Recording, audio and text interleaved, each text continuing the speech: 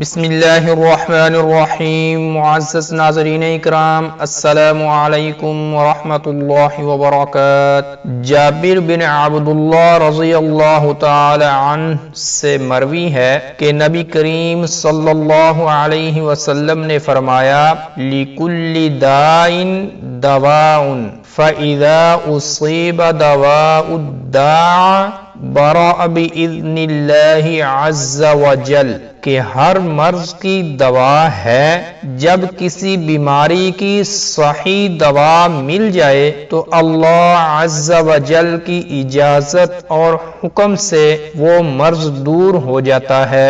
اسی طرح ابو ہریرہ رضی اللہ تعالی عنہ سے مروی ہے کہ نبی کریم صلی اللہ علیہ وسلم نے فرمایا، ما انزل اللہ داء الا انزل لہ شفاء، کہ اللہ تعالی نے ہر بیماری کے ساتھ اس کی شفا بھی نازل کی ہے۔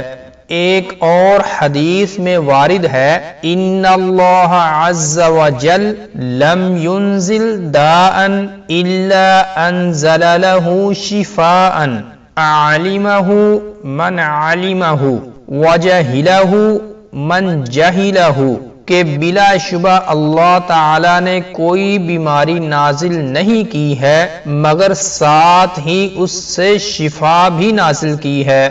جس نے اسے جانا وہ جان گیا اور جس نے نہیں جانا وہ لا علم رہ گیا۔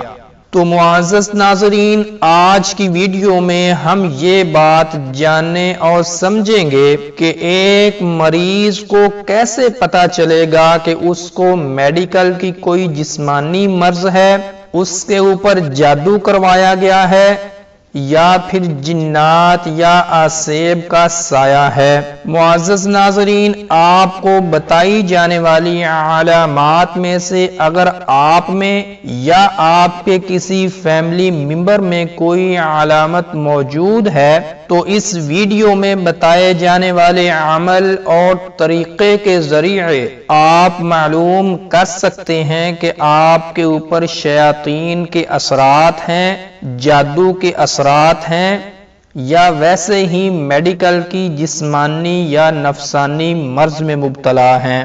پہلی علامت یہ ہے کہ دو میاں بیوی آپس میں محبت و الفت سے زندگی گزار رہے ہیں کہ ایک دم سے مرد عورت میں تنازع کی شکل کھڑی ہو جائے اور ایک دوسرے کی شکل سے بھی بیزار ہو جائیں۔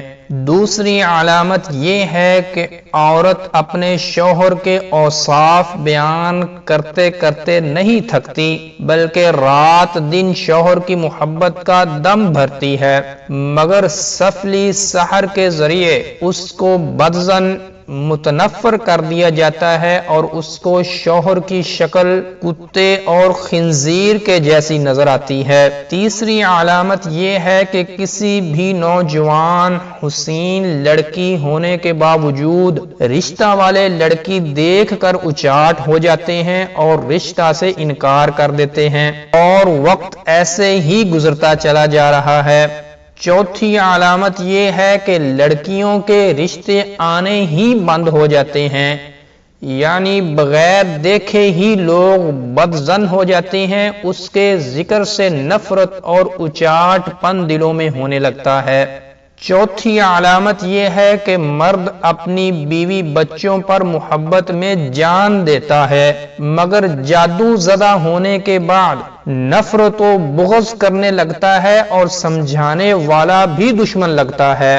چھٹے نمبر پر علامت یہ ہے کہ یہ جادو بھیڑ، بکریوں، گایوں اور بھینسوں پر یعنی دودھ دینے والے جانوروں پر کیا جاتا ہے۔ ان جانوروں کا دودھ سوکھ جاتا ہے، بچہ مر جاتا ہے، دودھ پینے والے بیمار ہو جاتے ہیں۔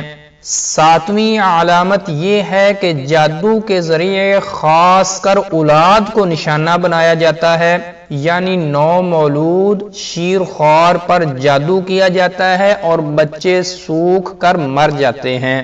آٹھویں علامت یہ ہے کہ مرد کے جوڑوں میں درد پیدا کر دیا جاتا ہے اور مرد بیکار ہو جاتا ہے۔ 9वें नंबर पर علامت یہ ہے کہ عورت کے پیٹ میں اور سر میں پانی پیدا ہو جاتا ہے۔ 10ویں نمبر پر جادو زدہ ہونے کے بعد عورت رنگ بدلنے لگتی ہے اور تھوڑے عرصے بعد تبدیلی رونما ہوتی ہے اور شکل و صورت بھیانک ہو جاتی ہے۔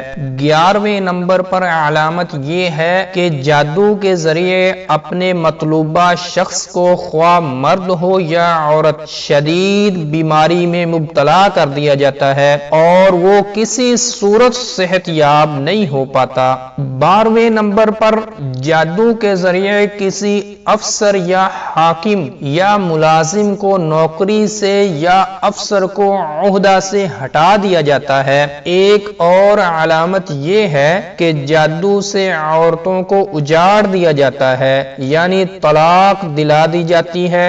جب تک جادو کا توڑ نہ کیا جائے، کتنے ہی نکاح کر لیے جائیں، سب منقطع ہوتے رہتے ہیں، ٹوٹتے رہتے ہیں۔ تو معزز ناظرین، اگر آپ میں بھی ان میں سے کوئی علامت موجود ہے تو اس عمل کے ذریعے آپ جان سکتے ہیں کہ آپ کے اوپر شیاطین کے اثرات ہیں یا جادو کے اثرات ہیں۔ عمل یہ ہے کہ آپ نے مریض کے پاؤں کے ناخن سے سر کے بالوں تک ایک دھاگا ناپ کر 7 مرتبہ سورہ مزمل پوری سورت پڑھ کر اس دھاگے پر دم کرنا ہے اور سورہ مزمل کے شروع میں اور آخر میں ہر مرتبہ درود ابراہیمی 11 مرتبہ پڑھنا ہے۔ اس دم کے بعد اس دھاگے سے مریض کا قد ناپیں۔ اگر مریض کا قد بڑھ جائے اور دھاگا چھوٹا رہ جائے تو شیاطین کے اثر سے بیماری ہے،